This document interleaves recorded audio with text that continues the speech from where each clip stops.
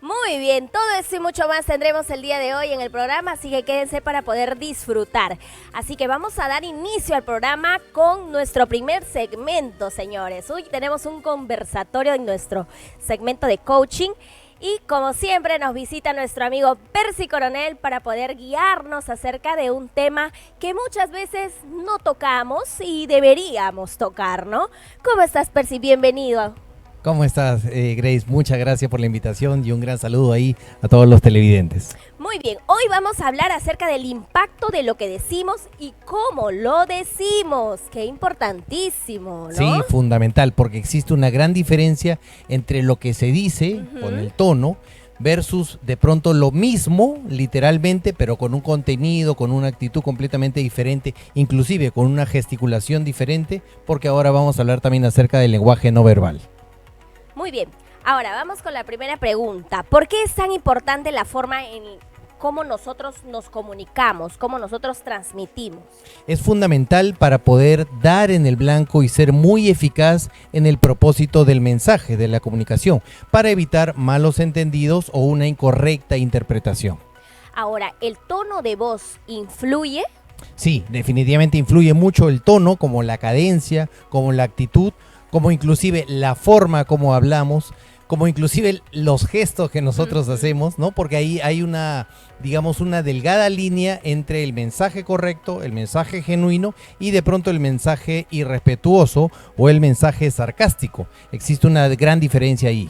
Muy bien, ahora, ¿cuáles vendrían a ser aquellos errores que cometemos al momento de comunicarnos? Ya, básicamente partimos de una comunicación interna, luego vamos a hablar de una segunda etapa que tiene que ver con la escucha activa y después la comunicación externa. Entonces el primer error es la forma como nos hablamos. De hecho, gran parte de las personas al de pronto tener un vocabulario incipiente, corto, ensimismado o reducido, tienden a generalizar algunas palabras y a generar estados somáticos relacionados a esas palabras. Por ejemplo, es muy usual en los jóvenes que digan, por ejemplo, estoy depre. Y de pronto creen efectivamente que están deprimidos, cuando de pronto lo que tratan de decir es que están un poco incómodos, o que de pronto están un poco aburridos, o que de pronto están un poco displicentes, o que de pronto están un poco agotados. Entonces el significado, ¿no? De la palabra. Generalizan al respecto. Entonces, esto hace que las personas crean efectivamente que están de pronto deprimidas, ¿no? Ahora, ¿cómo nosotros deberíamos evitar el usar aquellas palabras que tú estás comentando? Y porque se sabe que la palabra tiene poder. Sí. Entonces, no podemos decir, no, tengo tal enfermedad cuando no tienes un diagnóstico específico, ¿no? Tal cual. Eso ya lo vas metiendo a la mente, a la cabeza y quién sabe, más adelante se dé. Sí, ¿no? por supuesto, y de eso se refiere la profecía autocumplida. A eso se le llama a este acto de profetizar o declarar en tu propia contra. De hecho, la Biblia lo dice en varios de sus versículos que de la abundancia del corazón habla la boca, y que la lengua tiene tanto poder como para dar vida, metafóricamente hablando, como para la muerte.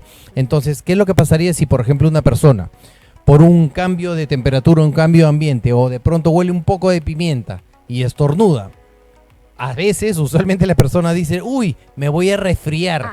Y empiezan a somatizar y a generar una serie de sensaciones que no tienen ningún asidero científico o real, pero hace que la persona se vaya autosugestionando, ¿no? Entonces muy importante. No se debería anticipar, ¿no? Así es. Hay que tener mucho cuidado con las palabras. Sí, entonces un tip muy importante para eso es enriquecer, aumentar el lenguaje, el uso del lenguaje, el uso y la amplificación de los términos. Ahora, pero muchos hablamos del lenguaje, pero el lenguaje gesticular también es importante, ¿no?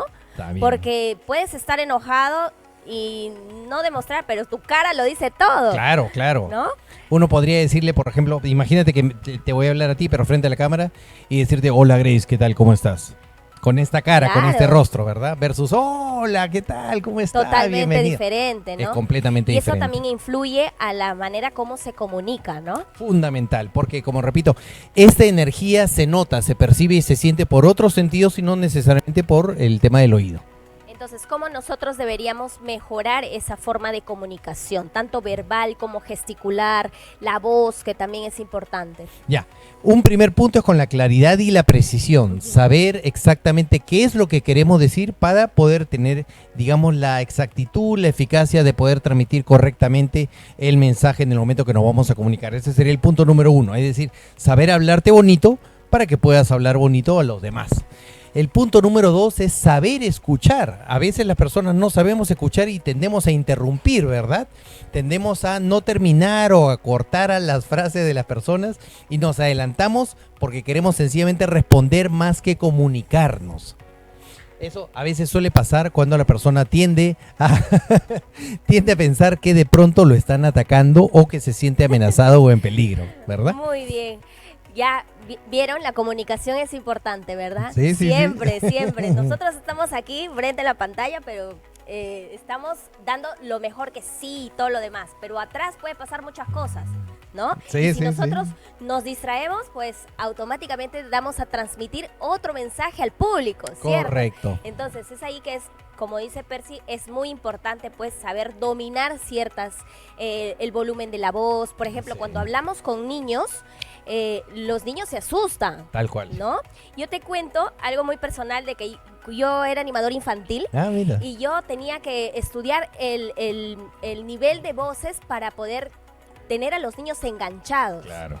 Porque claro. como tú dices, ¿no? Hay que nosotros también hablarnos bonito, tratar de darnos cuenta en qué momentos utilizar cada frase, cada elevación de voz, ¿no? Gesticular, porque eso también puede asustar a los por pequeños, supuesto, ¿no? por supuesto.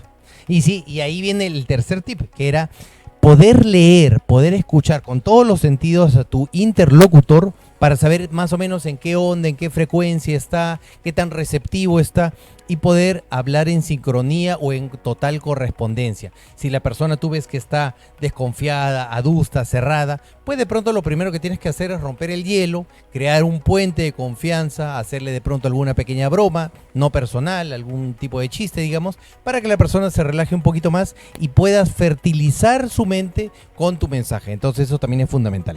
Muy bien, tenemos preguntas del público y vamos a resolverlo. Ya Andrea Méndez nos pregunta, ¿cómo controlar el tono cuando estoy molesta? Ya. Entonces ahí viene un tip de oro.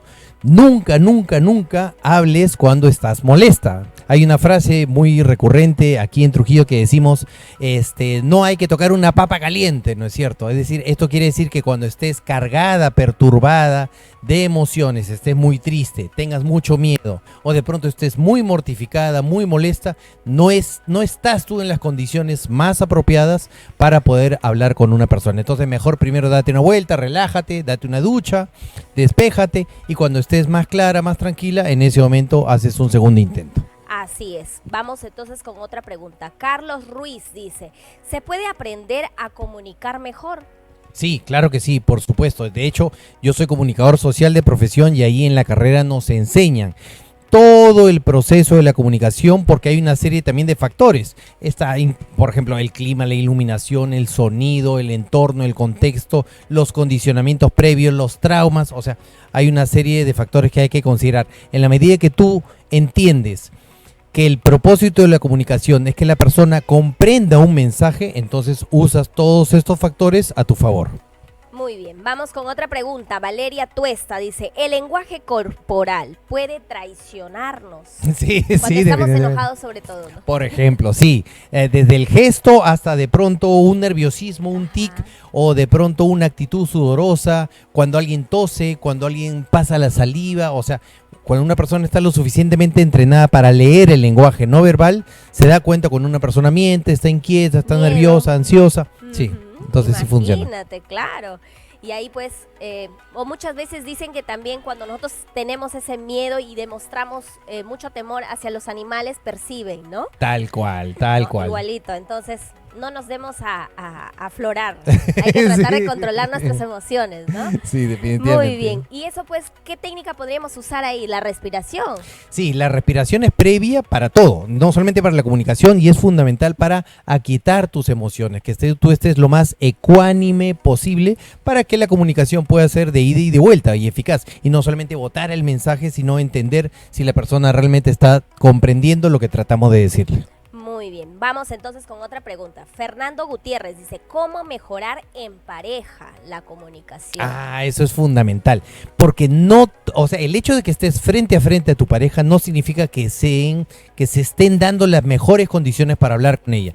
Ahí sí, por el tema de mi terapia de pareja, sí te voy a recomendar que se agende con precisión, para que dejen celular, apaguen televisor, o sea, que le presten la mayor atención y que hablen en un momento preciso, adecuado, agendado, fecha, hora, lugar. A veces el lugar más propicio no es la recámara, puede ser de pronto la cocina o puede ser una cafetería.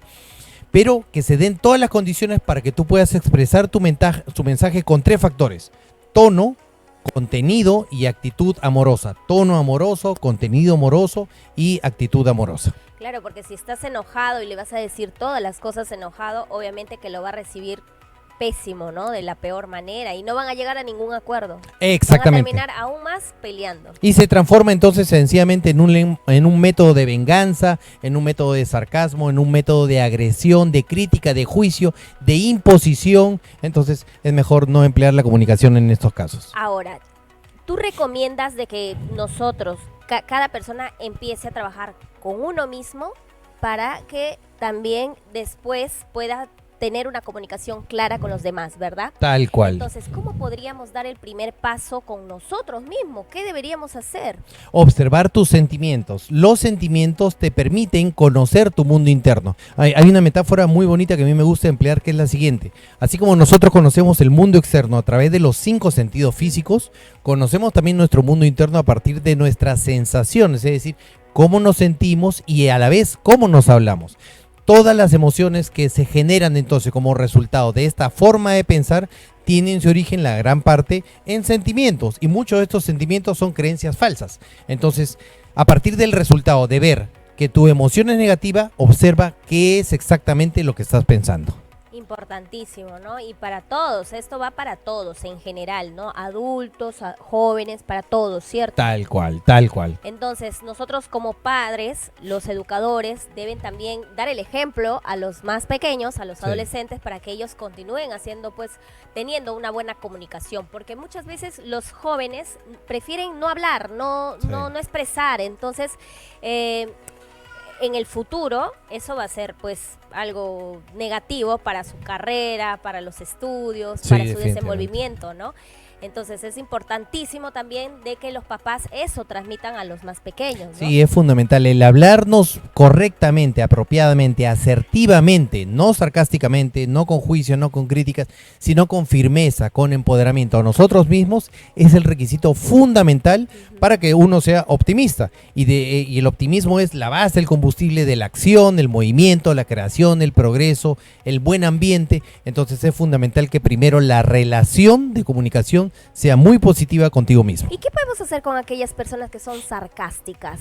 Bueno, todo contestan con sarcasmo. Hay que delimitar con firmeza, ¿no es cierto? Con aplomo, con determinación, para que la persona vaya entendiendo que no le estamos dando la confianza del caso y que no se exceda, ¿no? Importante, ¿no? Muy bien, Percy, muchísimas gracias Gracias por venir por al la programa. invitación. ¿Cómo te podemos contactar? En toda mi página web, puedes buscarme en Google, pones Percy Coronel, coach ontológico, y me vas a encontrar en todas las redes sociales. De hecho, te invito, ahora que ya estamos muy cerca de la Semana Santa, ¿Ya? estoy realizando gratuitamente la novena activa de Semana Santa. Siempre lo hago para Navidad y para Semana Santa. Es un PDF con una serie de reflexiones y ejercicios de autoconocimiento para que uno lo haga. Así es. Me apunto. Ya, excelente. ¿Se apuntan ahí? Apúntense todos. Así es, entonces lo pueden ver en todas mis redes sociales o entran a mi página web www.percycoronel.com, van a recursos gratuitos y lo descargan ahí gratuitamente. Ahí lo podemos descargar. Perfecto, ahí nos vamos entonces a la web. Muchísimas gracias, te Gracias esperamos por por la otra invitación. oportunidad. Y nosotros nos vamos a nuestra primera pausa comercial y ya venimos con más.